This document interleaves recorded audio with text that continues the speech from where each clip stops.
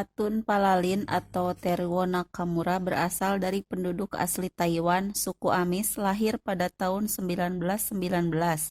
Ia terkena wajib militer dan dimasukkan ke dalam sebuah unit sukarela Takasago dari Angkatan Darat Kekaisaran Jepang pada bulan November 1942, saat berusia 22 tahun 6 bulan. Kala itu, Taiwan merupakan daerah koloni dari Kekaisaran Jepang sebelum berkuasanya Kuomintang Partai Nasionalis Tiongkok, pimpinan Chiang Kai-shek di sana. Atun kemudian dilatih perang non-konvensional dan cara kerja intelijen oleh perwira-perwira Nakano-gakko, Letnan Yanagawa yang melatih tentara sukarela pembela tanah air atau PETA. Dulunya pernah belajar pula di sekolah intelijen Nakano-gakko. Selain Yanagawa, Letnan Hiro Onada yang puluhan tahun bersembunyi di Filipina juga pernah belajar di sana. Setelah bergabung dengan Korps Militer Jepang, nama Atun dijepangkan menjadi Teruo Nakamura. Teruo pada November 1943 sudah jadi sukarelawan tentara Kekaisaran Jepang yang ditempatkan di pasukan cadangan Resimen Infanteri Pertama Taiwan. Setelah mengikuti latihan sampai April tahun berikutnya, dia diberangkatkan ke Pasifik Selatan. Tiba di Pulau Halmahera melalui Manila pada 14 Juni 1944. Kesatuan tempat Teruo terdiri dari 4 kompi. Dari 485 anggota, 373 diantaranya orang Taiwan. Pada 12 Juli 1944, dia dan yang lainnya mendarat di Morotai, ditempatkan di Resimen Infanteri 211 yang sedang mempertahankan pulau itu. Saat Jenderal Douglas MacArthur dan pasukannya menyerang Morotai September 1944, pasukan Jepang dipimpin oleh Mayor Kawashima dengan kekuatan 2.500 personel. Pasukan sekutu yang terdiri dari Amerika Serikat dan Australia mengirimkan 9 divisi atau sekitar 90.000 pasukan untuk merebut pulau itu dari penguasaan tentara Jepang. Serangan sekutu itu menghancurkan kekuatan Jepang di Pulau Morotai. Dalam serangan itu, Nakamura dinyatakan tewas oleh Kekaisaran Jepang.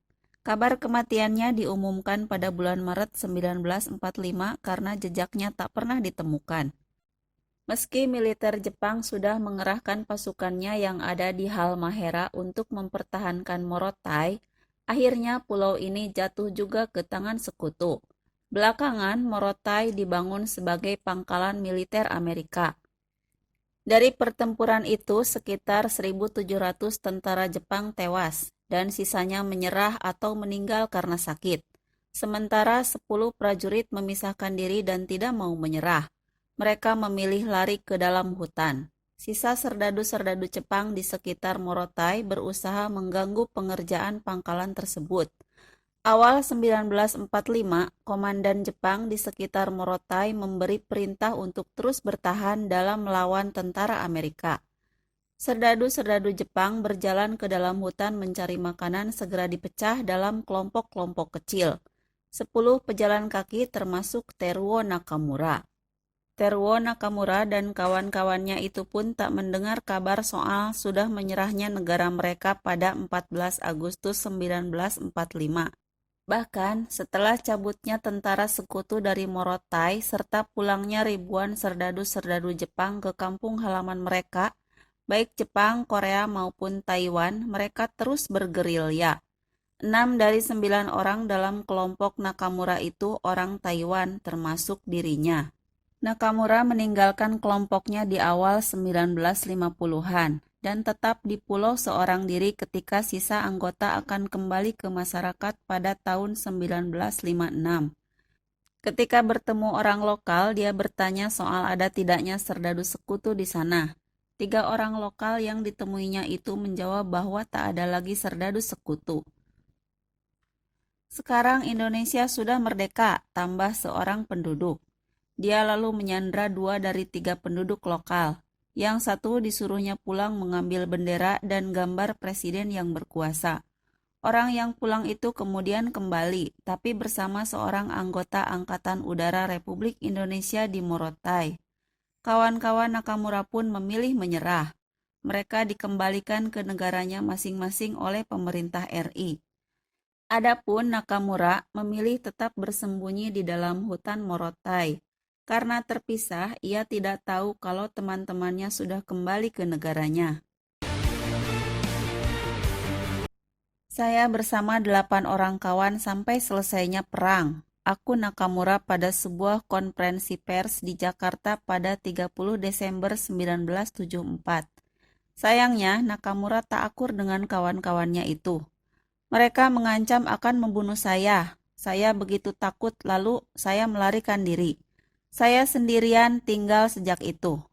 Itu semua kesalahan mereka dan saya tidak ingin melihat mereka.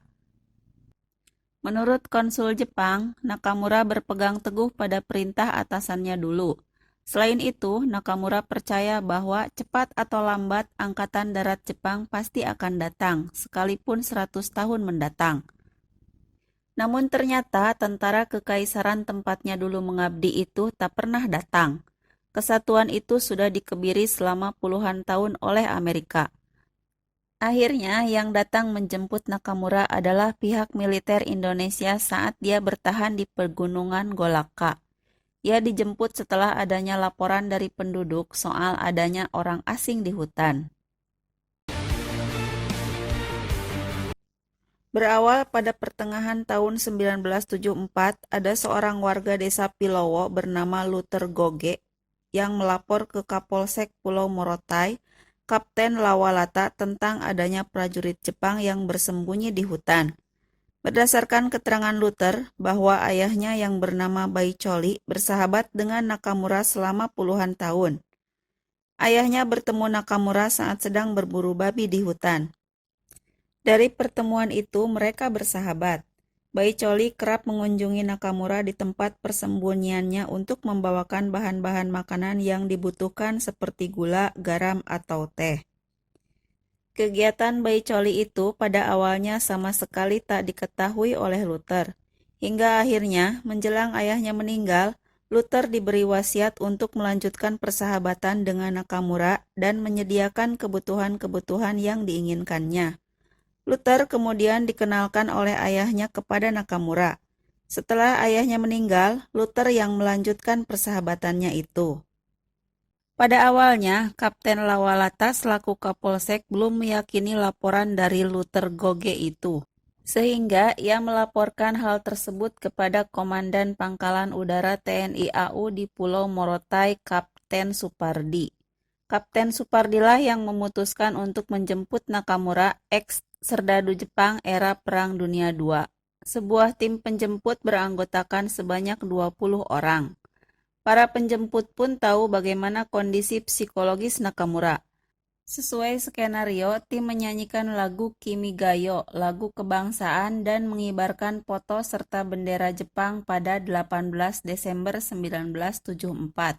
Setelah mereka mengamati Nakamura sibuk membabat hutan. Alunan lagu Kimigayo membuat Nakamura berdiri tegap, meski sedang tak berpakaian. Selesai lagu, berlanjut lagu Miyoto Kohino. Lagu-lagu itu dengan fasih dinyanyikan oleh Najoan dan Gayus, para penjemput. Setelah lagu usai dinyanyikan, seseorang berteriak, "Angkat tangan!"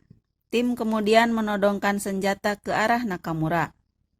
Ketika Nakamura hendak membalik badan, beberapa orang Awiri di bawah pimpinan Sersan Hans Anthony menyergapnya. Pedang yang ada di tangannya berhasil dilepaskan. Hans dulunya ikut hadir ketika dulu kawan-kawan Nakamura menyerah. Supardi melalui penerjemah Serma Anthony menanyakan nama yang dijawabnya Nakamura. Kemudian Nakamura menanyakan apakah tentara sekutu masih ada. Anggota tim meyakinkan kepadanya bahwa tentara sekutu sudah tidak ada. Sersan Mayor Hans Anthony berbicara kepada Nakamura dalam bahasa Jepang. Hans menginformasikan bahwa perang telah usai sejak 29 tahun yang lalu. Jepang, sebagai negara yang dibela Nakamura juga kalah dalam perang tersebut oleh sekutu.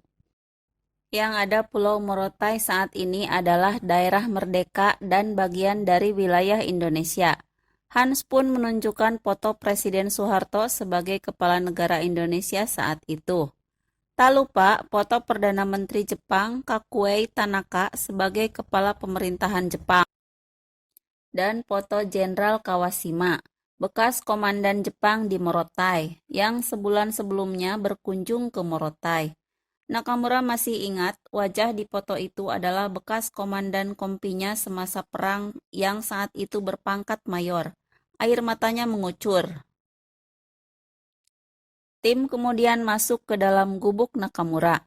Gubuk itu hanya seluas 2 kali 2 meter, terbuat dari kayu dan beratap rumbia.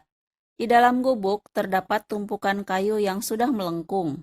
Kayu itu melengkung karena dijadikan tempat tidur Nakamura. Selain itu, berdasarkan cerita Sherma Hans Anthony yang bisa berbicara dengan Nakamura dalam bahasa Jepang, Nakamura menggunakan itu untuk membakar dirinya sendiri jika suatu saat ia sudah tidak bisa berbuat apa-apa. Di langit-langit gubuknya ditemukan sepucuk senapan arisaka yang disimpan Nakamura. Senjata itu ia rawat sejak masa perang 30 tahun sebelumnya. Di lantai yang terbuat dari tanah itu, ditemukan 14 peluru aktif. Di dalam rumahnya juga terdapat satu botol besar yang berisi minyak babi. Digunakan Nakamura untuk merawat senjatanya dan untuk bumbu makanan. Di sekitar gubuk itu, Nakamura menanam berbagai macam tanaman. Ia menanam jenis umbi-umbian seperti ubi dan singkong. Ia membangun pagar terbuat dari kayu untuk mengelilingi gubuk dan pekarangannya itu. Nakamura bersembunyi di dalam hutan karena menyangka Pulau Morotai masih dikuasai oleh pasukan sekutu. Apalagi di Pulau Morotai yang terdapat pangkalan TNI AU sering dikunjungi oleh pesawat Hercules. Nakamura menyangka itu adalah pesawat pasukan sekutu. Jadi, dia kalau ada pesawat Hercules TNI AU, dia bersembunyi dan merunduk di hutan. Kondisi Nakamura saat ditemukan hanya memakai baju yang terbuat dari karung goni. Tubuhnya tinggi besar dan terawat. Kulitnya putih, rambut Nakamura dipotong pendek. Setelah disergap auri, Nakamura diperiksa oleh dokter militer Letnan Kolonel Yu Zirman. Hasilnya, Nakamura sehat. Tekanan darahnya juga normal, hanya mulutnya saja yang bermasalah. Nakamura diserahkan kepada Kedutaan Besar Jepang. Namun setelah diwawancarai lebih lanjut, ternyata Teruo Nakamura bernama asli Atun Palalin, penduduk asli Pulau Formosa, sekarang Republik Cina Taipei, yang sebelum Perang Dunia II menjadi jajahan dari Kekaisaran Jepang. Pemerintah Jepang pun kebingungan dengan status kewarganegaraan Nakamura. Baik Jepang maupun Indonesia tidak memiliki hubungan diplomatik dengan Republik Tiongkok yang menguasai Pulau Formosa, Taiwan sekarang. Secara formal, Nakamura berstatus sukarelawan militer yang direkrut Angkatan Darat Kekaisaran Jepang, Rikugun, sehingga ia tidak punya hak pensiunan atau tunjangan apapun. Nakamura sendiri sebenarnya ingin direpatriasi langsung ke Taiwan, tanpa singgah di Jepang. Tetapi setelah melalui perundingan yang cukup alot, akhirnya Nakamura alias Atun Palalin alias Li Guanghui pun dipulangkan ke Taiwan dan bertemu lagi dengan Li Lianying, istrinya yang sudah kawin lagi dengan Huang Jinmu selama bertahun-tahun. Li Lianying dan Nakamura rupanya sudah punya anak, Li Hong, yang punya nama Jepang Hiroshi Nakamura. Tak lama kemudian, setelah Nakamura pulang, Li Lianying pun bercerai dengan Huang Jinmu. Huang setuju Li Lianying kembali pada Atun Palalin alias Teruo Nakamura dalam kondisi dia akan menerima sejumlah uang, tanah, rumah, dan kerbau atau sawah. Li Lianying dan Nakamura memulai lagi rumah tangga mereka yang terputus selama 30 tahun itu pada 6 Maret 1975. 4 tahun sebelum Nakamura tutup usia pada usia hampir 60 tahun di tahun 1979. Saat ini di desa Deheglia, Morotai berdiri sebuah monumen Nakamura. Dibangun oleh pemerintah Kabupaten Pulau Morotai, Provinsi Maluku Utara.